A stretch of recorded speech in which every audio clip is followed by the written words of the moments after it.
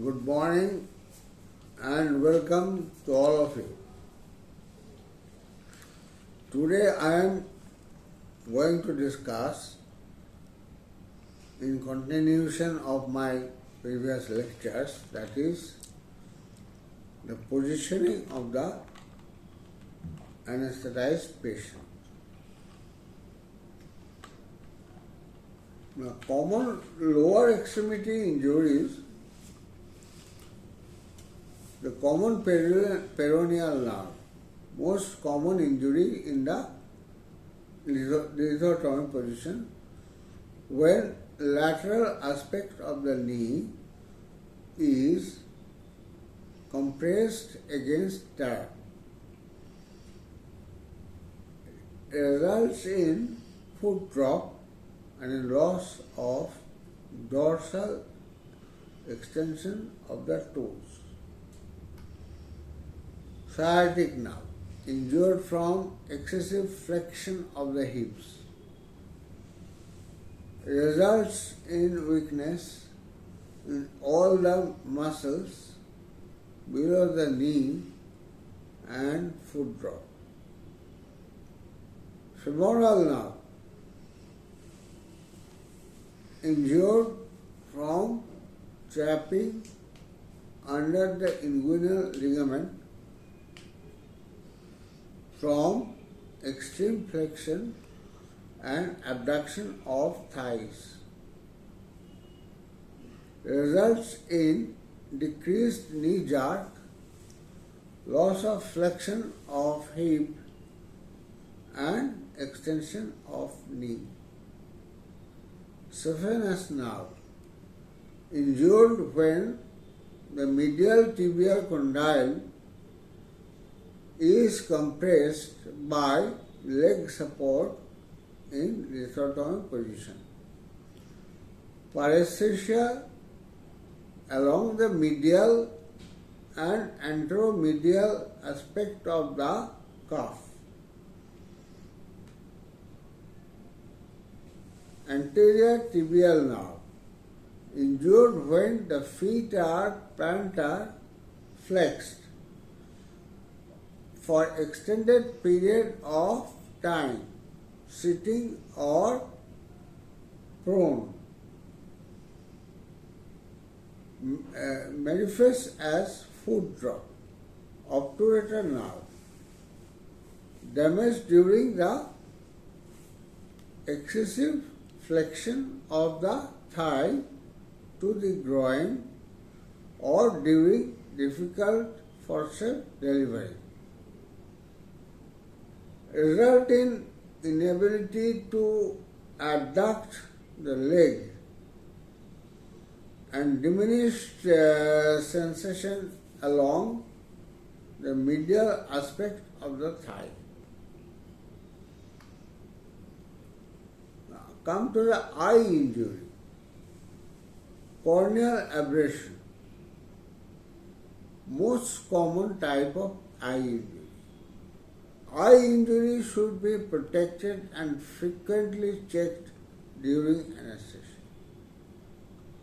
Patients are also at risk in the PACU, that is post-anesthesia care unit, treated with antibiotic ointment, patching, usually resolves without any sequela in several days. Consult ophthalmologist if persistent eye discharge or foreign body sensation. Post-operative blindness. The risk factor for the blindness including the intraoperative hypotension, prone position and anemia. Requires immediate consultation by ophthalmologist. Etiology includes ischemic optic neuropathy and or retinal vessel occlusion. Ischemic optic neuropathy, bilateral blindness, anterior optic nerve ischemia can result in the initial optic disc edema. Occasional improvement in vision. Posterior optic nerve ischemia can result in initially normal fundoscopic exam, delayed optic disc edema, vision with which seldom improves, retinal artery or vein occlusion, usually unilateral vision loss, cherry red spot when retinal edema is observed on examination, associated with carotid disease and atherosclerosis. Vision occasionally improves. Cortical blindness, total or partial loss of vision in one or both eyes with normal fundoscopic and pupillary reflex, associated with ischemia in the occipital visual cortex. Vision frequently improves. Summary of perioperative neuropathy, the task force consensus. Perioperative assessment. When judged appropriate, it is helpful to ascertain that patients can comfortably tolerate the anticipated operative position. Upper extremity position. Arm abduction should be limited to go to 90 degrees in the supine position. Patients who are position prone may comfortably tolerate the arm abduction more than 90 degrees.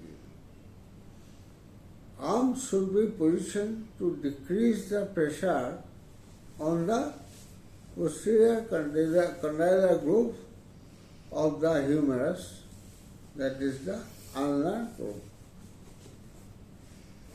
When the arms are tucked at the side, neutral forearm position is recommended. When arms are abducted on arm boards, either supination or a neutral forearm position is acceptable. Prolonged pressure on the radial nerve in the spiral groove of the humerus should be avoided. Extension of the elbow beyond the comfortable range, or they may stretch the medial nerve. Lower extremity positioning. Lithotomy positions that stretch for the hamstring muscles group beyond the comfortable range that may stretch the sciatic nerve. Prolonged pressure on the peroneal nerve at the fibular head should be avoided. Neither extension nor flexion of the hip increases the risk of femoral neuropathy. Protective padding. padding arm bolts may decrease the risk of upper extremity neuropathies.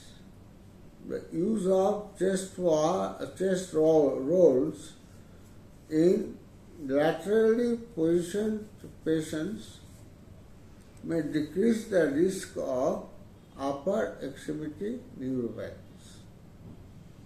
Padding at the elbow and at the tubular head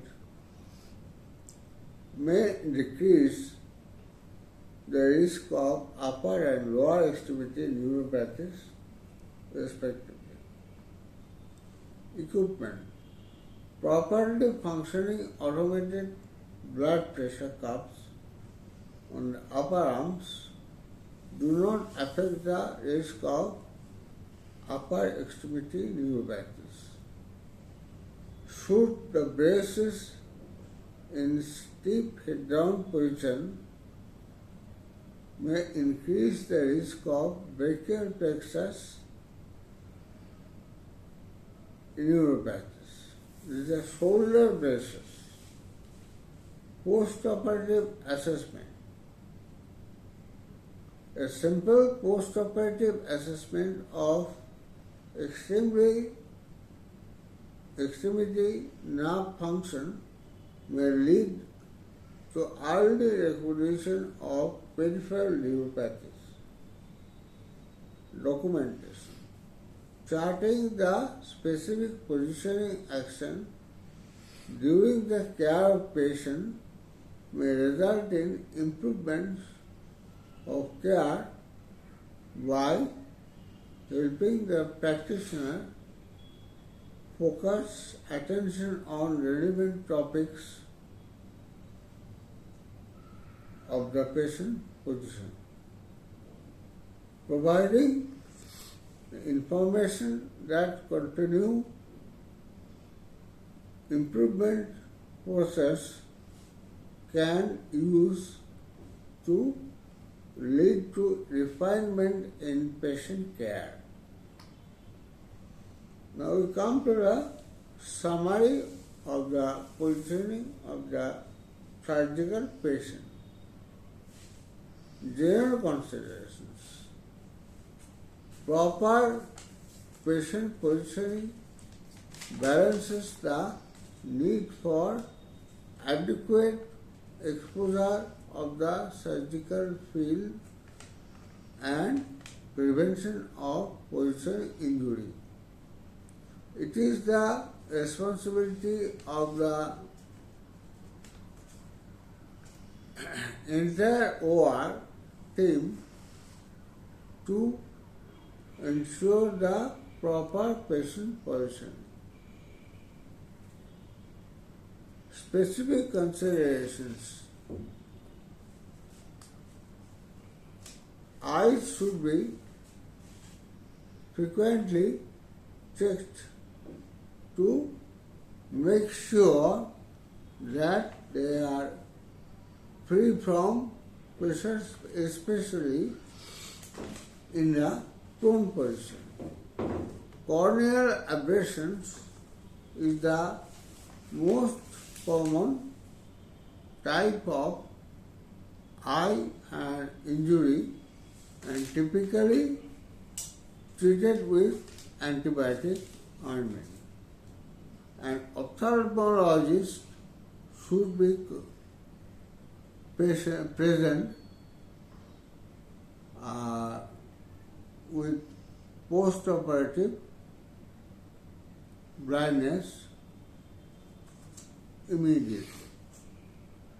Upper extremity, arms should be abducted 90 degrees at the supine position.